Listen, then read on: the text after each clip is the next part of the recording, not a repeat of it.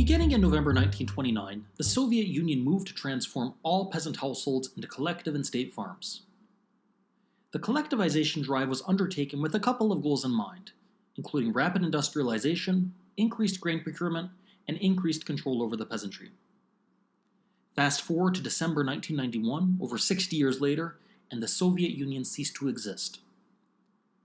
Political elites in the former state's constituent republics were presented with a dilemma: dismantle the state and collective farms and liberalize the political system, or preserve these farm structures and with them Soviet-style authoritarianism. Good afternoon, everyone. My name is Bryce Hecht, and I'm an MA candidate at Indiana University's Russian and East European Institute. I'm speaking to you today, May 3rd, 2020, from Bloomington, Indiana. I recently finished writing my MA thesis, which examines the consequences of the dilemma described above for authoritarian regime stability, drawing on evidence from Kyrgyzstan and Uzbekistan. I'd like to tell you about it today. Before we begin, you may be asking yourself, why should I care about the consequences of land and political reforms for authoritarian regime stability in the post-Soviet space? Well, if you're interested in politics and power, I encourage you to continue listening. Philosophers such as Locke, Hume, and Rousseau, among many others, recognized long ago that the distribution of land and society is a reflection of broader constellations of power. In his 1968 book, Political Order in Changing Societies, the famous and controversial scholar Samuel Huntington succinctly summarized the close relationship between land and power, writing, "He who controls the countryside controls the country." More recent research has sought to identify the consequences of land reform for a variety of political outcomes, including civil conflict, poverty reduction, and electoral mobilization, among others. This substantial body of research notwithstanding, land reform's consequences for authoritarian regime stability have been overlooked. I offer both theoretical and empirical insight into this question in my thesis. Regarding the former, I develop a framework delineating the consequences of land reform for authoritarian regime stability. I take as my point of departure the collapse of a political economy based on authoritarian rule and state ownership of land, as, for example, in the collapse of the Soviet Union, which affords regime elites opportunities to implement both land and democratic reforms. The former refers to steps taken to promote electoral competition, the rule of law, and horizontal and vertical accountability, as well as protections for civil and political rights. The latter is a bit more difficult to define, given that its precise features and scope vary significantly across cases. In brief, I define complete land reform as the transfer of state-owned land into private hands with the absolute right of sale and purchase. I argue that complete land reform facilitates the emergence of an independent landed elite, distinct from both the rural population and high-ranking regime elites. Drawing on the work of Karl Boych, Indiran Esimoglu, and James Robinson, I suggest that the simultaneous implementation of democratic reforms represents a credible commitment to the landed elite that it can engage in productive activities on the land relatively free of state interference or the threat of expropriation. If the elite expects the regime to renege on this commitment, it can draw upon its economic resources, the resources, importantly, that it acquired via the reform process, to mobilize anti-regime collective action, including mass protest. Such contention may destabilize the regime and, in some cases, usher in its collapse. Conversely, I argue that the absence of democratic and land reforms stymies the emergence of an independent landed elite capable of engaging in anti-regime collective action, thereby promoting regime stability. Second, as mentioned earlier, I examine the explanatory power of this framework in the context of post-Soviet Kyrgyzstan and Uzbekistan, focusing on the period of 1991 to 2005. Since 2005 marked a critical moment in the lives of both regimes, collapse in Kyrgyzstan and consolidation in Uzbekistan, I end the study at this year. Data for the case studies come from Russian and English language scholarship, newspaper articles, policy reports, and statistical data. Kyrgyzstan and Uzbekistan are ideal cases for testing the framework's explanatory power. Both were major hubs of agricultural production during the Soviet period, and together contained approximately 3,400 state and collective farms. Although independence from the Soviet Union in August 1991 afforded the Kyrgyz and Uzbek leadership similar opportunities for reform, their paths ultimately diverged. On August 22, 1991, Oskar Akayev, president of the Kyrgyz Soviet Socialist Republic, wrote in the newspaper Slovo Kyrgyzstana, "Can you really calmly watch our freedom be trampled?" Just over a week later, on August 31st, the Kyrgyz SSR declared its independence from the Soviet Union, citing a desire to chart its own course in domestic and international affairs. Akayev ran unopposed in the newly independent state's first presidential election, held on October 13th. Promising to liberalize the country's economic and political systems, including the wholesale restructuring and privatization of Soviet-era state and collective farms, Akayev declared to voters that, quote, "Kyrgyzstan has firmly embarked on a democratic road of development. Let voters accept me as I am," end quote. He secured 95.3% of the vote, although analysts debate the extent to which the election was truly free and fair. Many argue that Akayev was genuinely committed to bringing about democratic transformation in Kyrgyzstan. Observers attribute this to the fact that Akayev spent his career as a university professor, not as a Communist Party official. Akayev made good on his promise to reform the country's economic and political systems. The regime pursued rapid price liberalization and privatization, and by the turn of the century, private sector activity accounted for over half of Kyrgyzstan's GDP. In May 1993, the government abandoned the ruble and introduced its own currency, the Kyrgyz som. It also sought to cultivate economic relations with fellow members of the Commonwealth of Independent States, especially through the export of gold, one of the country's most lucrative resources. Akayev opted to weaken executive power and share it with other governmental bodies, especially the legislature. Regional governors were granted some autonomy from the center, primarily in the form of greater discretion over the implementation of economic and political reforms. Finally, political parties, civil society groups, and media organizations were able to register and operate with relative ease. By 1995, 12 parties existed, and, according to political scientist Kathleen Collins, quote, enjoyed almost unfettered political openness and acceptance by the regime, end quote. In short, genuine political competition, if not full democratization, had taken root in Kyrgyzstan. Most analysts divide the implementation of the Akayev regime's land reform program into two phases. The first began in November 1991 with the signing of Presidential Decree No. 369 on urgent measures to secure the realization of the laws of the Kyrgyz Republic regulating land relations and other relations in agriculture. It lasted through January 1994. During this phase, the government tasked itself with dismantling and privatizing all collective and state farms. Land shares intended for permanent and heritable usufruct were granted to Soviet-era collective farm workers. Nevertheless, the state retained exclusive ownership of land, a principle affirmed by the first Kyrgyz constitution, passed in 1993. The pace of reform accelerated during the second phase, which began in February 1994 with the signing of Presidential Decree No. 23 on measures to enhance land and agrarian reform in the Kyrgyz Republic. Although this phase lasted until 2004, the most significant reforms were implemented by the end of 1998. Presidential Decree No. 23 granted those in possession of a land share a more expansive set of rights. Namely, they were now able to, quote, sell, lease, exchange, bequeath, or mortgage their land plot or share, end quote, for a period of 49 years with opportunity for renewal. This period was increased to 99 years with the signing of Presidential Decree No. 297 on measures of further development and state support of land and agrarian reform in the Kyrgyz Republic in January 1995. Most significantly, land share owners were granted full ownership rights in June 1998. Data indicate that the regime's land reform package successfully redistributed land. By 1999, over half of collective and state farms had been privatized. By this year, private farming accounted for 87% of the country's total agricultural output, a nearly 50% increase from 1991.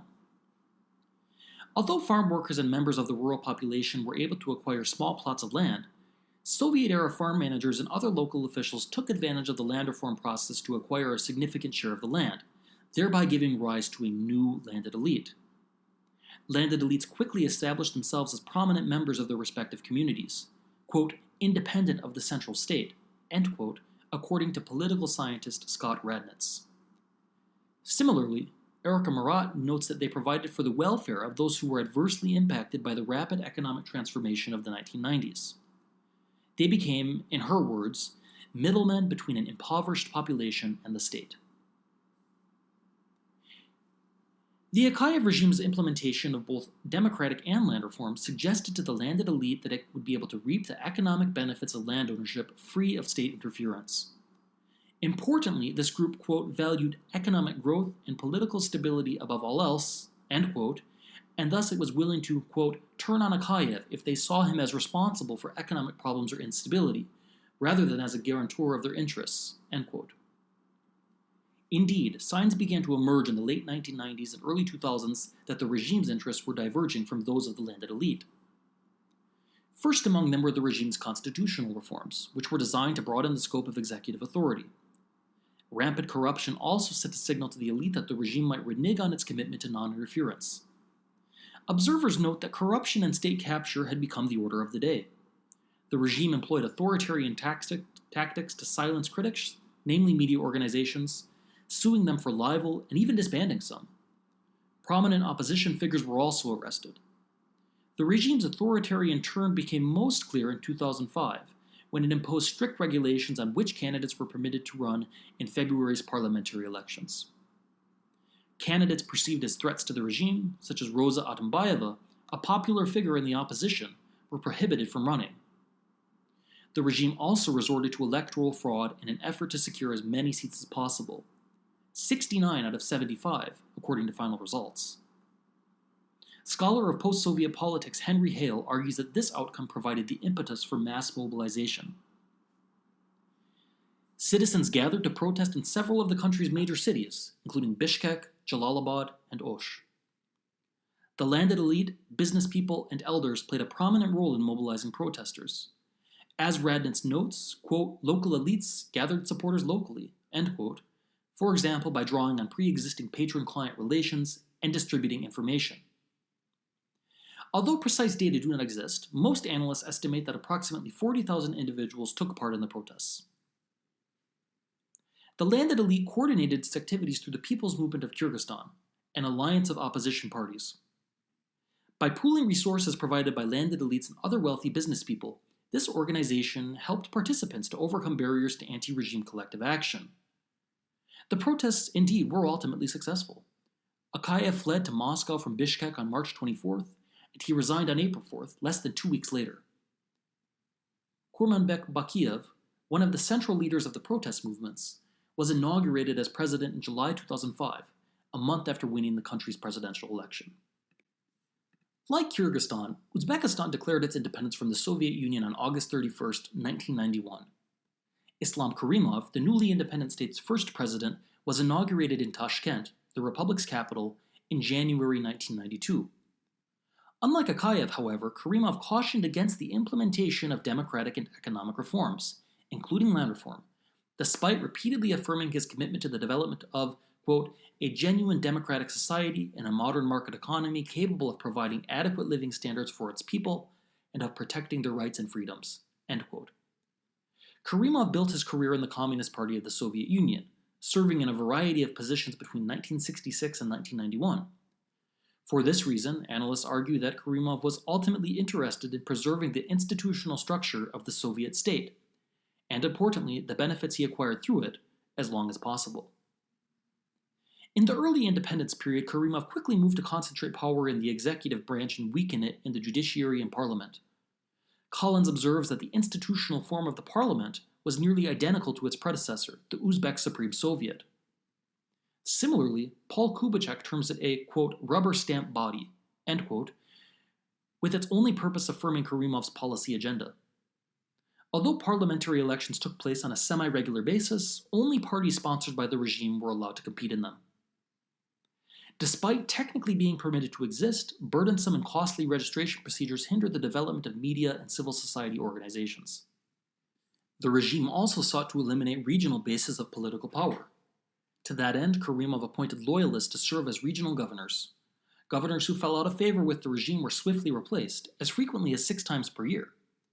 Thus, in contrast to regional elites in Kyrgyzstan, those in Uzbekistan wielded significantly less discretion over policy implementation.